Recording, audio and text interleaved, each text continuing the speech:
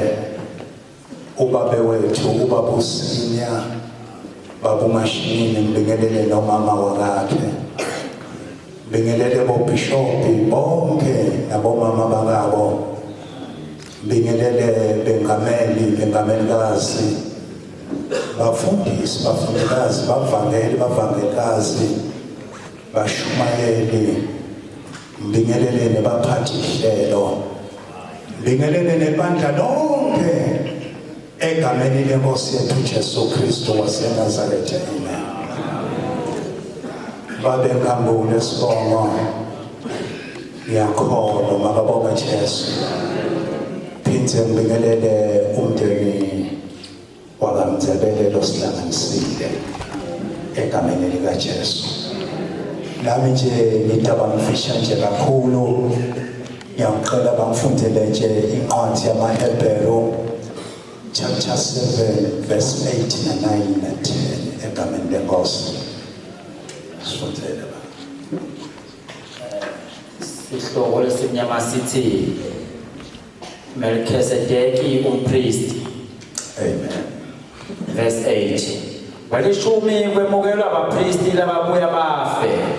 Kodwa ngaMelchizedeki kwelishumi kwamukelwa ngolophilayo njengoba umbhalo usho. Kungashiwo nekuthi naLevi mathupha lowemukela kwelishumi abekukhipha ngaAbraham. Ngobe phela Levi abeselukhalweni lwakhokho wakhe Abrahama ngesikhathi ahlangana naMelchizedeki. Siyabonga ngicela ukusibonga leli uNkulunkulu Bishop Mathe. Baba egameni lika Jesu Kristu waseNazaretha. Baba wethu lo ingcwele wena lo hlezi esihlalweni senkosi. Baba lo bethe amandla njengengubo wena lo kahlulwa lutho. Baba umkhulu isabeka usethi indzaweni tonke Nkosi. Nali baba levi lakho Nkosi liwile. Liwe kahle Nkosi lawa ngesikhathi. Lawa abantu abafanele. Baba siyakubeka ke uNkulunkulu wethu kuthi sisalele levi lakho baba ube khona wena njengaNkulunkulu. Baba siyathandaza manje kuze vele emsa wakho. Amen. Namuhla sitawukhuluma ngalokunye lokungumgomo wekholo. Asikhuluma ngemgomo, sikhuluma ngento lengeke iguquke. Noma ungathandaza ushaya iguluphonjana ubhekisela phezulu, yinto lengeke iguquke. Sikhuluma ngeprinciple yekholo.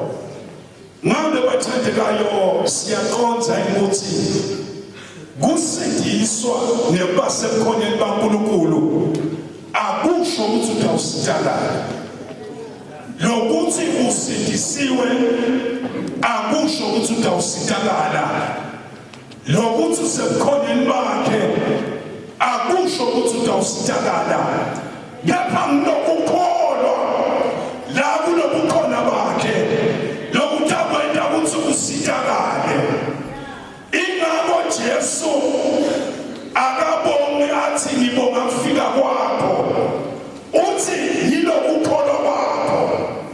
Ngoba bakhona lebagulako khona nabukhoneni, labanye base bafe khona nabukhoneni, bakhona lebahluphekile khona nabukhoneni, bakhona lebahluphekako khona nabukhoneni.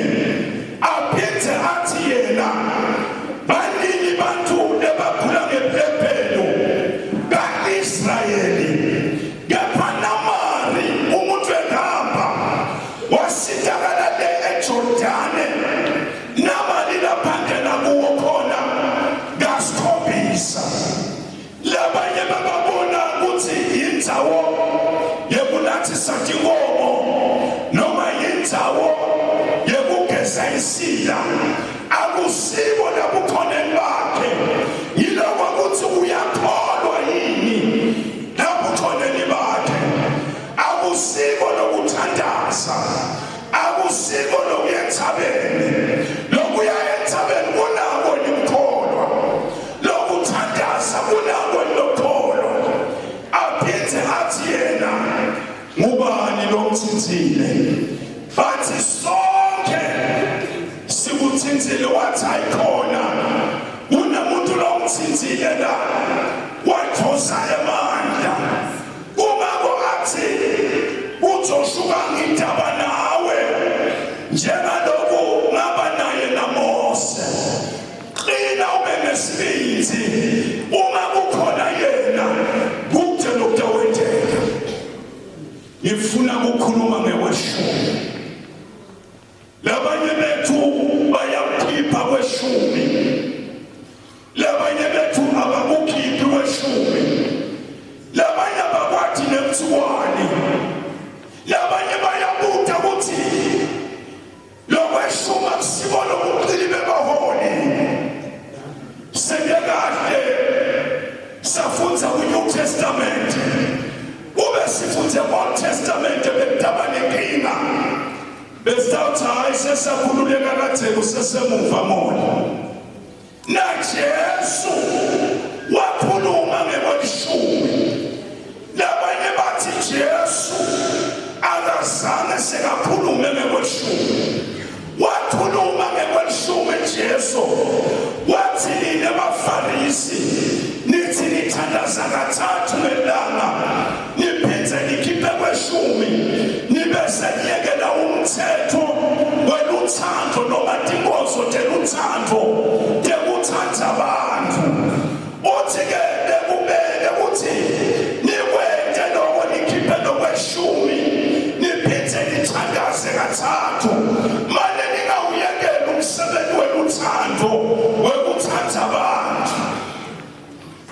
Uthi bekumele ukuthi nikwente lokho. Ngifuna nje ukukhuluma kweshumi, asekukhulume nje sithu phaka. Uyabona uma uya emalobolweni uba nemvulamlomo. Uma uya enyangeni unevulasikhwama ngoba enyangeni kunesikhwama. Uma uya kuNkulunkulu unevula amafasitelo ngoba uNkulunkulu uvula amafasitelo. Athi lo mbhalo wamaHebheru singasho ukuthi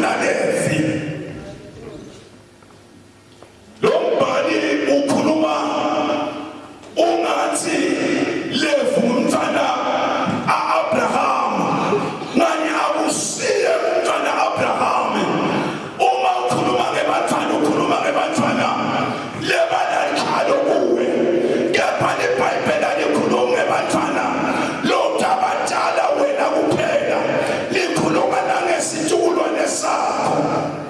Levi beka wesithukulwane sesine ngoba weqala Abraham Isaka Jakobe Rubeni nguLevi basebana Simeoni. Levi uvela esithukulwaneni sesine sithukulwane sekala Abraham.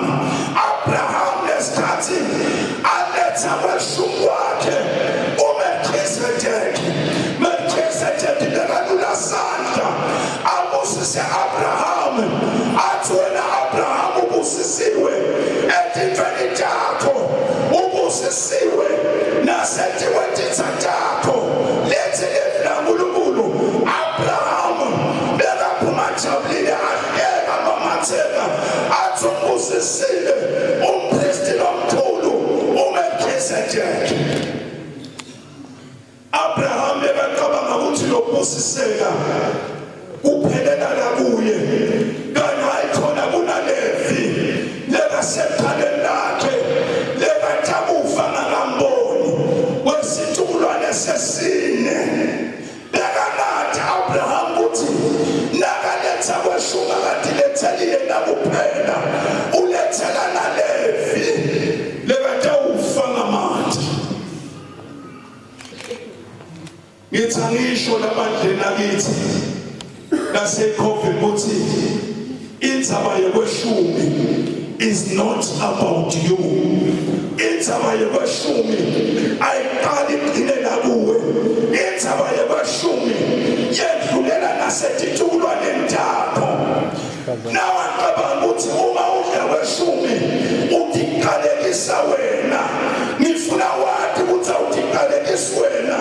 Lesiqalekiso siyehla siyena sesithukulwaneni sakho. Yeah. Indzaba yamashumi ayipheleli nakuwe. Unabantu namuhla lebaphila kahle lebaphoba ngaloluphakathi lebakhavata bathi tindodabothi phakaze yini indzaba ungenayo emsebenzi lemihle yabokhokho babo. Unabantu namuhla lebathonsa betima labanye lokusikhuluma nje egameni likaJesu ude lebadlile lokumekhatha kubatha ude lebabhilele bakwebathabo labanye lokusikhuluma basetimeni letimetima yini indzaba ungenayo emsebenzi lemihle yabokhokho babo. Singasho ukuthi naLevi mathupha bekakwemukela kweshumi aphindze futhi akukhipha kweshumi ngaye Abraham. Abraham naLevi abazange sebahlangane kepha leVlankulunkulu lisitshela ukuthi mhlazane Abraham aletha kweshumi wakhe Melkisedeki bethe kunaLevi ekhalweni lakhe. Ngithi angisho ukuthi kunabo Levi lotawufa wena ungabandi.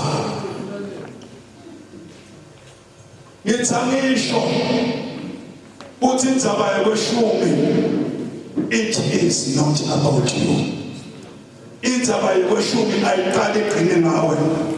Mhlawumbe wena unesizathu lonato lokwenza ukuthi ungakhiphi kweshumi ucabange ukuthi nalo mfundisi uyathi uze usho ukuthi hayi mina kwama ngukhiphi nje kweshumi awuyathi mfundisi ukuthi mina ngisuse indlu enkulu lekhaya ngiyakha. Mina uyathi umfundisi uthi hayi kunetito letithethako ucabange ngekwenza njalo ukuthi uya-understanda lo mfundisi yini indzaba longakhiphi kweshumi ucabanga ukuthi wena lokweshumi kwakho akusiko kwakho kwaNkulunkulu. Ngithi angisho lo munye aze asho athi hayi mina emolo wami angisebenzi. Ngithi uma kukhona lokuvela kwesandleni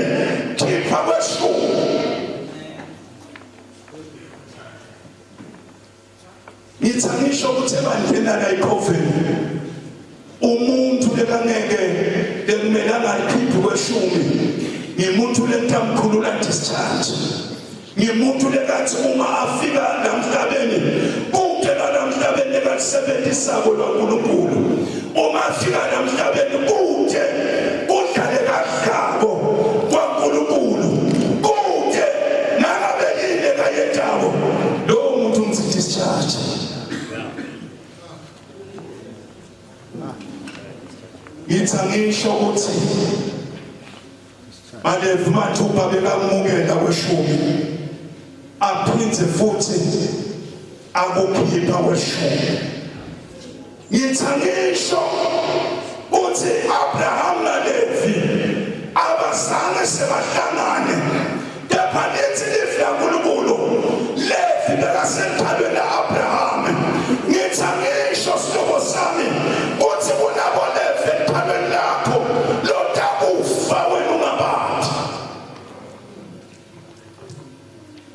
mhlawumbe wena uyasho ukuthi hayi thina vele sesaqedza nje kudala nababe ngithi ngisho ukuthi bantwana lebakhona tibusiso tabo netiqalekiso tabo tisathana wena lophambili uyakukhipha kweshumi indaba yabashumi ayiqali ine ngawe yehlela nasetijukulwaneni desina athi yena niyohambela sijukulwane sekuqala nesesibili nesesithathu uthi siyobanjani noma siyawuphumelela noma siyawedluleka kusebutheni wena lophambili uyakukhipha kweshumi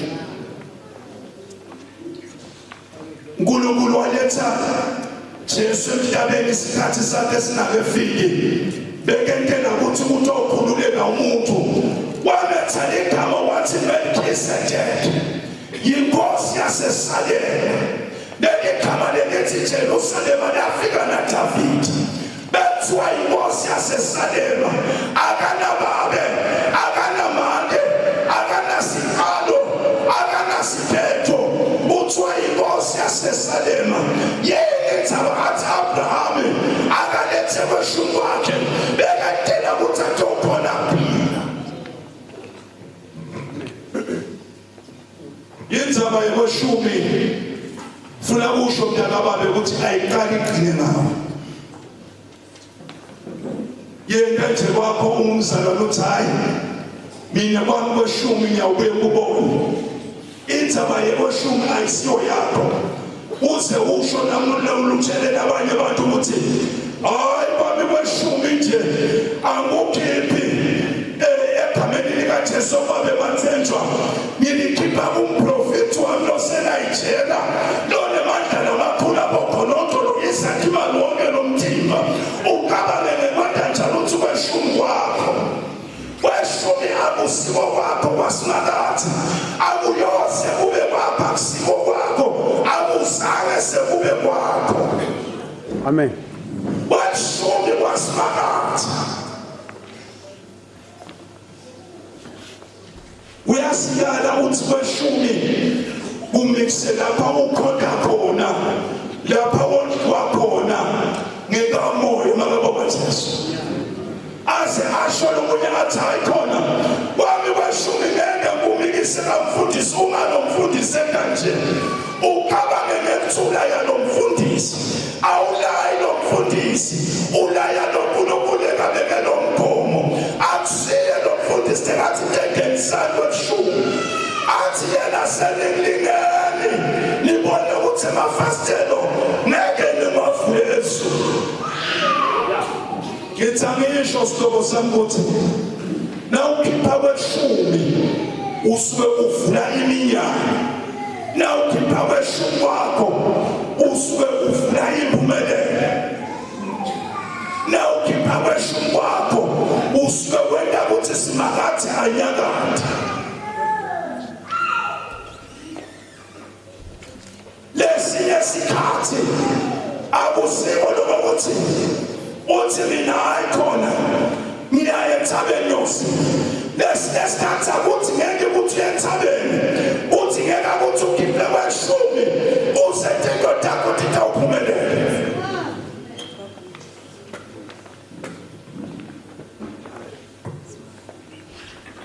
uyathi letinye tinto atitsingile ukuthi uphike futha utawuse ushe kuthi ngathi ukuthi ulethe kweshumi tinto takho tiphakasa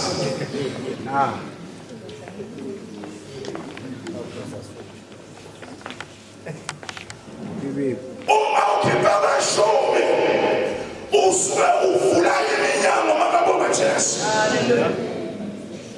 impumelelo ukivalela wena asengikhulume nentayona ekuseni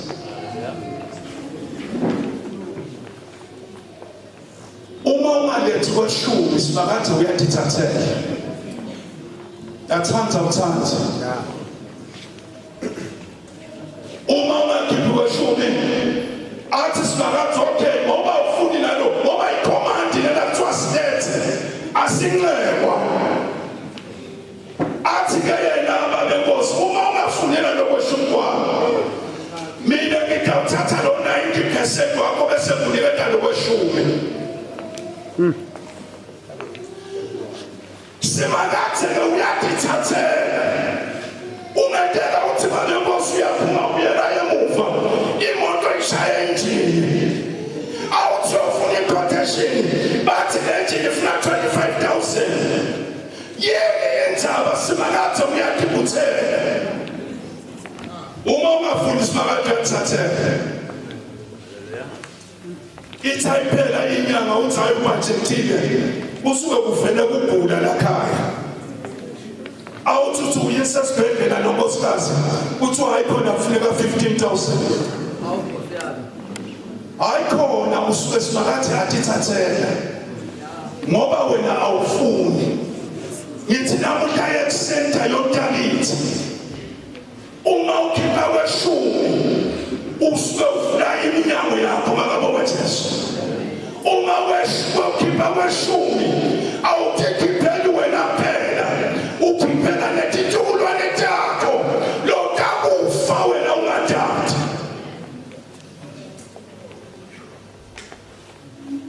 asilethe kweshumi makabonga Jesu asente njani bazalwane asilethe kweshumi once waletha kweshumi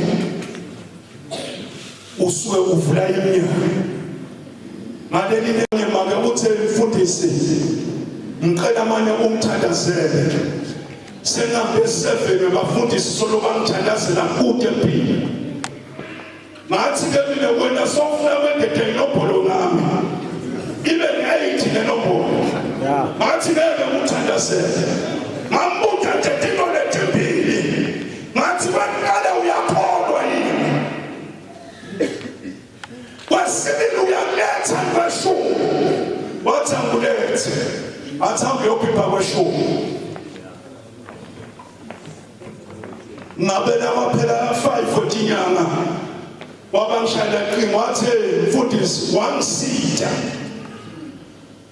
bese ngifile ukugijima bangithandazela bangidropa phansi bangifaka stathulo makabonga Jesu kodwa wanele kumtshela ukuthi angilethe kweshumi indoda yami iyakhakasa makabonga Jesu ngithi mina sovulele emnyango uyekele qhubekana makabonga Jesu